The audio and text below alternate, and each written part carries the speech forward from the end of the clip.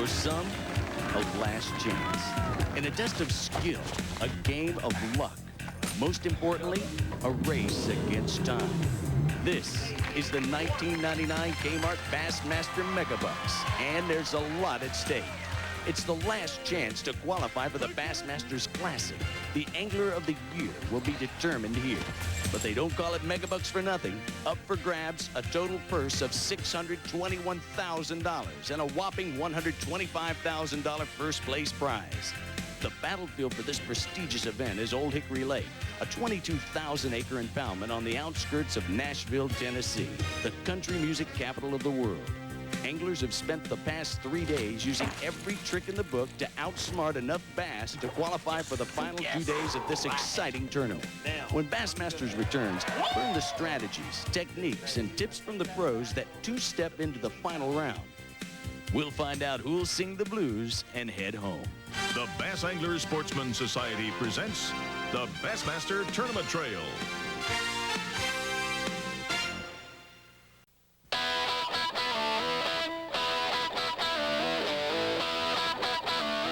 Welcome back to the Kmart Bassmaster Megabucks Tournament. After 3 days of intense competition, we've narrowed our field of 150 of the best bass pros down to 10. Finishing first place is current Angler of the Year, Marc Davis, with a 3-day total of 33 pounds and 11 ounces. Georgia's Danny Kirk follows in second place with 27 pounds, 14 ounces. Four-time Megabucks champion Larry Nixon places third. Fourth place angler is former Angler of the Year, Davey Height of South Carolina. Rounding out the top 5 is four-time Megabucks qualifier Kevin Van Dam. Texan David Wharton takes the 6th position, followed by 7th place angler Ray Sedgwick. Known as the Clint Eastwood of the circuit, Ron Sheffield makes an incredible comeback from 121st place on Monday to take the 8th place position on day 3. Wagoner, Oklahoma's Tommy Biffle slides into 9th, while rising young star Clark Winland squeezes by 1 ounce into the 10th position and completes the field. And there you have it. The final 10 pros will now wipe the slate clean and start with an equal chance at the $125,000 first place prize. Imagine choosing any creek branch on a major impoundment. Draw an invisible line down the center of it. Divide one bank into 5 sections, and then do the same on the other side. You've just designed a Kmart Bassmaster Megabucks final course. Now, naturally, some of these holes are better than others, and some are more affected by the time of day, weather, or boat traffic. Not to mention the pressure from 10 of the best pros in the country. Each day, the pros will draw for a particular starting hole, where they'll be allowed 50 minutes per hole. 50 minutes. Not much time to figure out a pattern on a body of water off limits during the first 3 days. Fish. By the time you find a place that you might catch one, you got to go to the next hole. Not only are they fishing against an ever-ticking clock, but also they'll rotate into each new area knowing the water has been pounded by the pro before him. The rules are simple. Start in your drawn hole number. Weigh in only 5 bass, at least 12 inches in length. A fish shorter than 12 inches results in losing that fish and 1 pound from your day's existing total. A penalty of 4 ounces per dead fish will also be deducted. Other than that, it's fish for 50 minutes and then move on to the next hole. Throughout our show today, we'll catch up with some of our Megabucks finalists and find out their strategies and see if their strategy is working. With bass in a transition after the spawn, anglers will have a range of tactics to choose from. However, a wrong choice can be a costly one. Had to be one on that old stump. Marc Davis got to this stage with a deeper crankbait pattern on the main lake. But with little time to seek underwater structure, he faces the risky strategy of abandoning the pattern that brought him to the finals.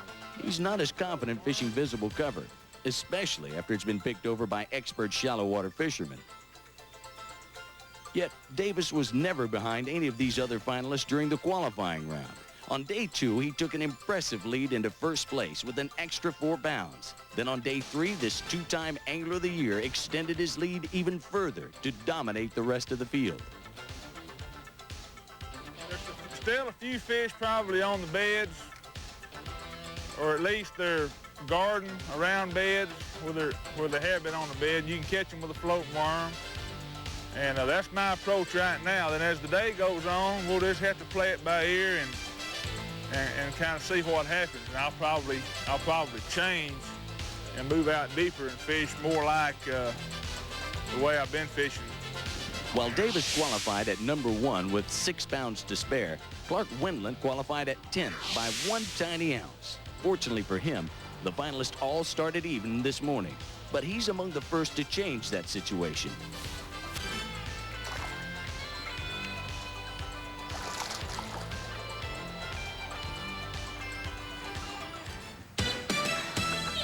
On day 4 of this tournament last year, Ron Sheffield was in first, so this format and Drake's Creek both suit the fishing style of this 15-year Bassmaster pro.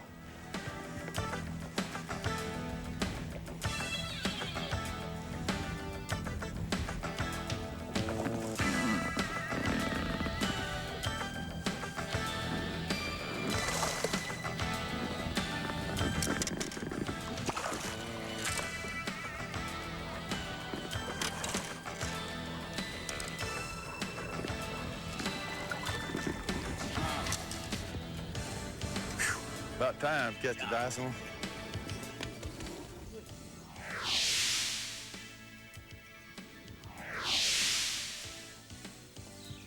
Texas angler David Wharton is painfully aware of the short fish rule. He's on fish, but they're not going into the live well. The day starts partly cloudy with no breeze, but soon the lake is enveloped in a thick fog. For some, the fog doesn't seem to hinder their fishing. That'll work.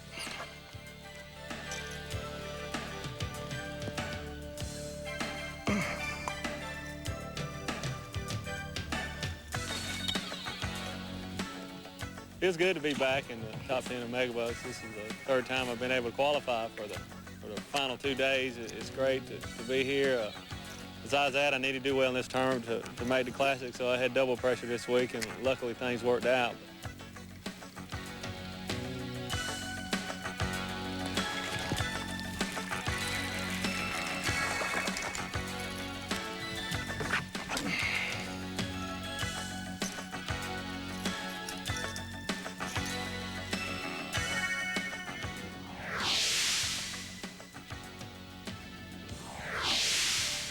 Marc Davis has moved offshore to try and catch bass on the same crankbait pattern he used to get to the finals.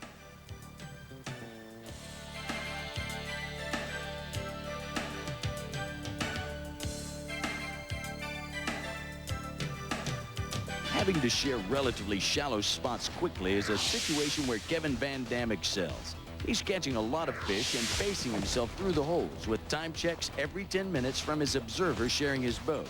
The next challenge is to add some quality bass to the quantity. Kevin Van Dam arrived at Old Hickory Lake leading the Angler of the Year race with the same consistency that's brought him to 8 Bassmaster Classics in as many years. Van Dam stayed in the top 10 during the entire qualification phase, improving his position every day. In the process, he won his 3rd Angler of the Year title. What other fishing legend has earned more Angler of the Year titles than Kevin Van Dam? The answer when we return.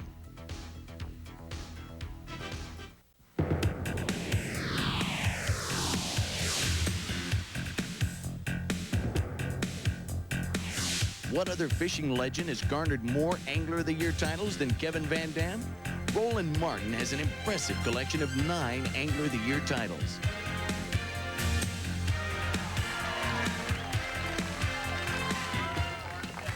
I really think it's going to take about 18 pounds. I think somebody will have to catch a big fish. There'll be a lot of, pound to a pound and a half fish caught, but it'll take a 4 or 5 pounder to put you over the top. Have another limit. Look at that! $1,000 fish, it looks like. Winland definitely called that one. His 4-pound, 15-ounce bass is the day's biggest fish and anchors a first-place standing with 1 day to go. From a pro's perspective, but he didn't give up. And look at that bass! Let's weigh him. 4 bass that weigh 7 pounds, 14 ounces. Ron Sheffield only weighs 4 keepers, but they're enough to put him into 2nd place. 2nd through 7th places are separated by only 2 pounds. Although any of them could break out of the pack tomorrow, Winland's first place lead, courtesy of the day's big bass, is sizable. So the rest of the finalists have one more day on the same round of holes to close the gap to collect the mega check.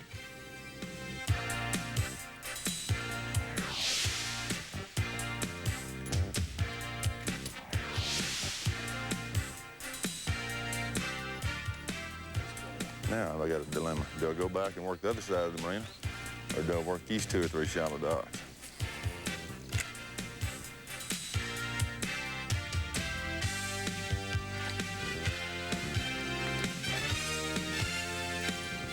Ron Sheffield certainly doesn't have any complaints about his final day draw. He limits with 5 bass on his first hole. It's a strong start for a contestant that began the day in second.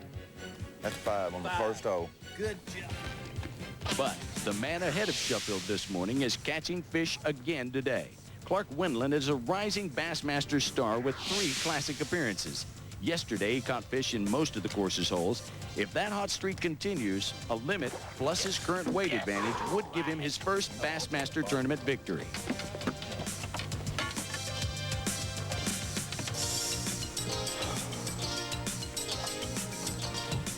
That's one.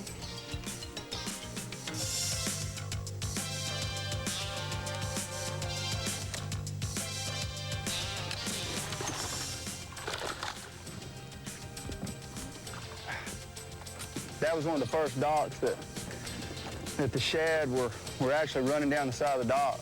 Sure enough, there was a fish on it. And in the quarter.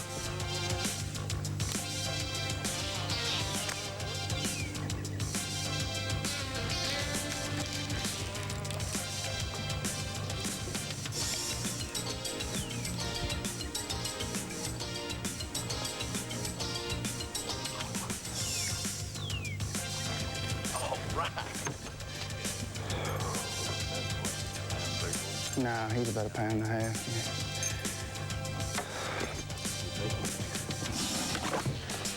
Yeah. Dog, I'll take him all day long. Woo! That's feeling good. Y'all watch out now.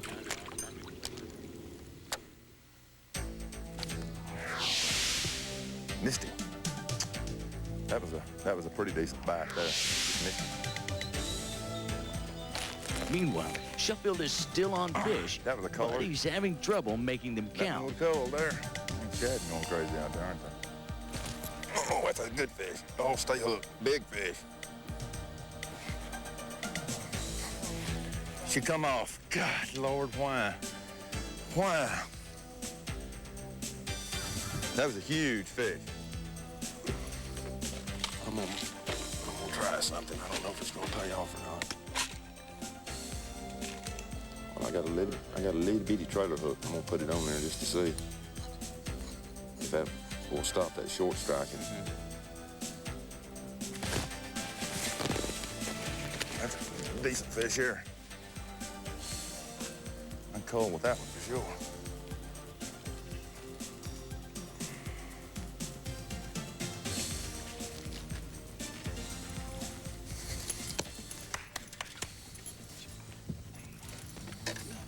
Trailer hook. That was worth it, wasn't it? Trailer hook. Although Sheffield is vying to win his 5th career Bassmaster tournament, he was tempted to go home after a terrible start. One puny keeper put him at 121st place on day 1. Fellow pro Mickey Bruce's spinnerbait advice helped Sheffield advance to 15th on day 2. And day 3's largest bass put him into the finals. Cold with that one. That'll get rid of one of them other little 12 inches. Texan Clark Winland clawed his way into the 10th and final slot by just 1 ounce. His dramatic comeback from the slow start is courtesy of fellow pro Davey Height's suggestions about spinnerbait tactics. Winland wouldn't be in the running for the $125,000 prize if it weren't for Height's help.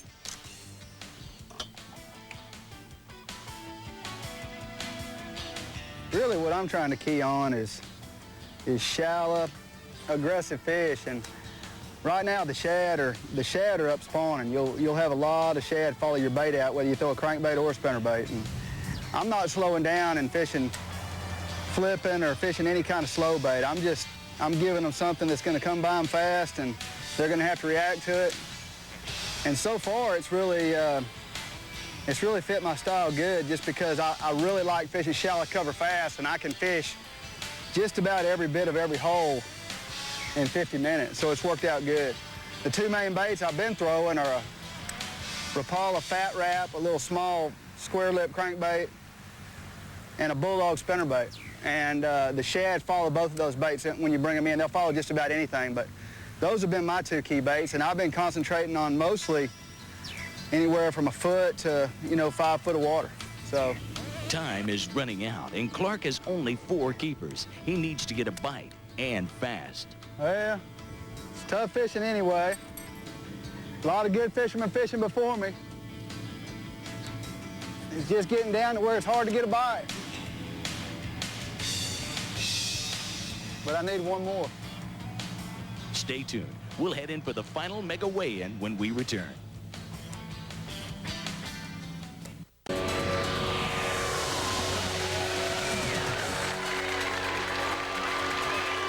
Welcome back to the Kmart Bassmaster Megabucks. It's the final day weigh-in, and from all indicators, it could be close. Danny Kirk of Bartow, Georgia, didn't like the thought of fishing the shallow shorelines behind this field of experts in front of him. Instead, he opted for a bite in the mostly untouched offshore waters. His main lure choices were rattle baits and Carolina rigs, but his gamble paid off with 4 bass. 7 pounds. Do your mojo thing on them, bitch. 7, 6. Like Danny Kirk, David Wharton also targeted points and brush piles offshore. David's fished this creek before and slowed his pace with a Carolina-rigged lizard to stay in striking distance of a wind. David Wharton loves to grass fish. He didn't have that opportunity this week, but let's see if he can pull out number 5. Let's watch him. There's number 5 on the bank. Let's watch the weight, Dewey Kendrick. 8, 9. 8 pounds, 9 ounces. It worked. 8-9 for David Wharton. We mentioned earlier about taking chances. Davey Height rolled the dice. I gambled a little bit in my first 2 holes, and I threw a buzzbait the entire time and never caught one. I knew that I felt like that was my best chance to, get a good bite and catch big fish. And when I didn't after my first 2 holes, I knew I dug a big hole, to have a chance to win. But, that's the way it goes. You got to gamble a little bit. Winland made it this far with advice from friend Davey Height, but Clark hasn't strayed from his initial strategy, although he finishes the day 1 bass short of a limit. We have got 4 bass today. It looks like it must have been a little bit tougher out there. And Dewey Kendrick drains the water, and he's going to place them on the scales. And let's watch the weight, Dewey Kendrick. He takes the lead with 5 pounds, 5 ounces. Woo! 5, 5. Clark, how about this crowd? Ron Sheffield is the only pro left with a shot at snatching this victory away from Winland. Although Sheffield's catch today is close to what it was yesterday, it may not be quite enough. He has 5 fish, but none of them are very big. Is that 4? He needs 7, 12. He's probably got close to 4 pounds right now. There's one. There's a good fish. Going to need 7 pounds, 12 ounces to take the lead. Ron Sheffield, congratulations on qualifying for the top 10. Here you are. How are you? I'm glad to be here. I'm just, I don't even want to look when they weigh these because I don't. I think it's about 2 or 3 ounces shy. Well, let's watch it. Dewey Kendrick's placing them on the scale. Here we go. Y'all watch it. 7 pounds, 15 ounces. 7 pounds. 15, he won it.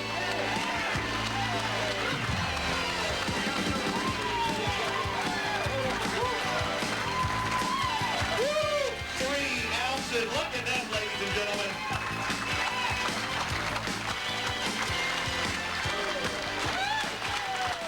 After a terrible day 1 with just a single scrawny bass, Sheffield managed to fish his way into his first tournament victory since 1991 with just 4 ounces to spare. This giant prize package consists of $76,000 cash, a fully rigged Ranger 488 VS with a 200 Mercury Optimax, motor guide trolling motor, 3 Delco batteries, and Humminbird Zircom electronics, all sitting on a Ranger trail trailer pulled by a new Chevy truck. A total prize package of $125,000. Now that lifts Ron into the top 10 all-time BASS money winners, ahead of David Fritz. Among the amateur contestants, Bass Federation member Howard Stevens from South Carolina earned the top prize of $25,500 with his 3-day total of 17 pounds, 10 ounces during the qualifying phase. Now it's time for the Pros Corner, brought to you by the Bass Anglers Sportsman Society. The key to me winning this Megabucks tournament this week was my use of a 3/8 ounce Stanley spinnerbait. It's got a number 3 and a number 4 wedge. I call them thumper blades. They're both nickel in color. The skirt was the new Super Scales white and black shad pattern skirt with the addition of a trailer hook, which landed my 2 best fish today in this Megabucks tournament. And the entire week, I keyed on boat docks with shade early in the morning for the first couple of hours by making short underhanded pitch cast up right nice and tight to these walkways if the presence of shad was there, and I'd make little stutter stop retrieves where I'd reel it, pause it, reel it, pause it. It was nothing more than a pause, and these fish would either hit the bait immediately up on the start of my retrieve or initially right after one of the pauses, and that was how I won this Megabucks tournament. Making it to the Bassmasters Classic seemed unlikely for Ron Sheffield on Tuesday. It's now a reality. Here's how the final 10 break down. You can find out more about the Bassmasters by logging on to www.bassmasters.com. The Bassmasters, brought to you by the Bass Anglers Sportsman Society, Kmart, Ranger Boats, still building legends one at a time, Wrangler Rugged Wear, geared for the outdoors, Quantum, fishing is a contact sport, Chevy Trucks, like a rock, Mercury, the water calls, Bass Pro Shops, Berkeley Trilene, America's strongest, the world's #1 selling fishing line, Jersey's Activewear, that's with a Z, Pennzoil Marine, the right equipment for fishing, Plano, Raytheon Marine, and by Motor Guide, take on the world.